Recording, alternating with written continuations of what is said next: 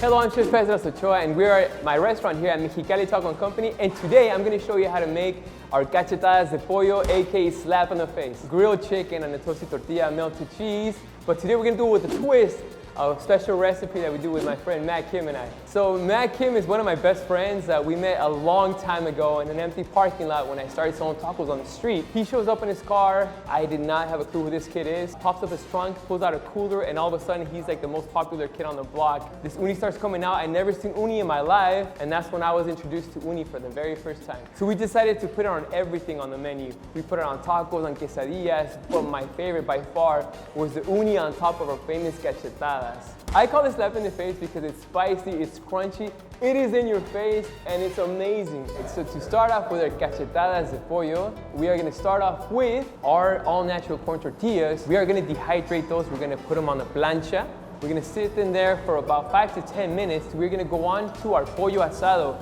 And we're gonna start off with our marinade. First we have Californian chile powder, guajillo powdered, onion powder, garlic powder, cumin, pepper, salt, and sugar. So now we're gonna go on with our acidity. So we're gonna do 2 portions. For something like this, you need about 2 oranges. We need about 1 lime, and we're gonna give it a nice mix. So the acidity is very important because it helps break down all the ingredients, and it also combines them together. Once it's nice and smooth, dunk in our chicken, and we're gonna give it a nice rub. For pollo asado in the restaurant, we love to use chicken thighs and chicken leg.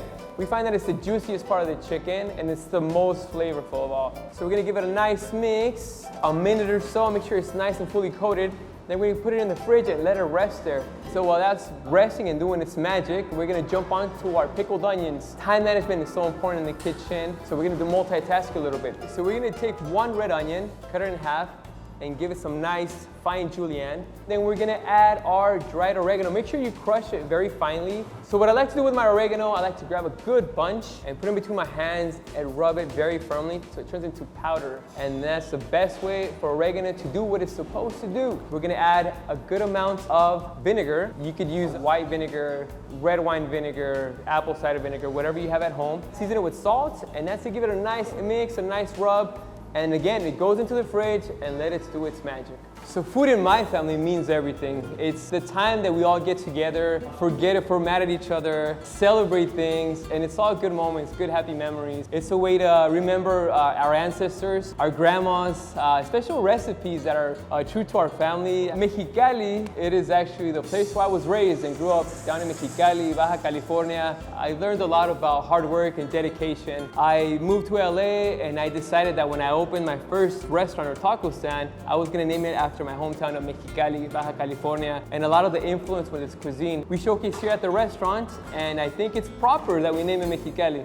One of the most important parts of our cachetada is actually our signature sauce that goes inside, chipotle aioli sauce. It sounds fancy, but it's really just mayonnaise with chipotle and a little bit of seasoning. We're gonna get our mayonnaise. We're gonna add a good amount of chipotle sauce. If you like it spicy with a kick, the way I do, I would add extra chipotle peppers in there. We're gonna add a little bit of salt to even it out, and we're gonna add a good amount of lime juice. Give it a nice whisk so it's nice and smooth. And if you're like me, there's never enough heat. Put some more of that chipotle on your aioli. And then again, put it aside. So our chicken's been marinating about 15 to 20 minutes. We're gonna grab our chicken, put it on the grill. You wanna go medium on this one. If you go too high, you're gonna burn the outside and the inside is not gonna cook. Now, it's very important when you're grilling your chicken, you gotta flip it multiple times, back and forth.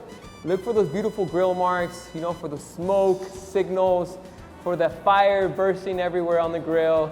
It's not like a steak. Steak, you let it sit there, high heat, flip it once maybe, and then it's ready to go. Chicken, you have to really dedicate some time and give it some care. And you just want to get that nice char. Oh, that looks so good. So now the chicken is grilling, Matt is gonna do his thing. He's so excited, this is what he lives for. So he's gonna crack it open. He's got this really cool device that he uses, and he's gonna scoop out the golden uni. So he takes the uni, he sits it in water to rinse it off a little bit, and then it's ready to go. What's so cool about Matt is that he's just as adventurous as I am.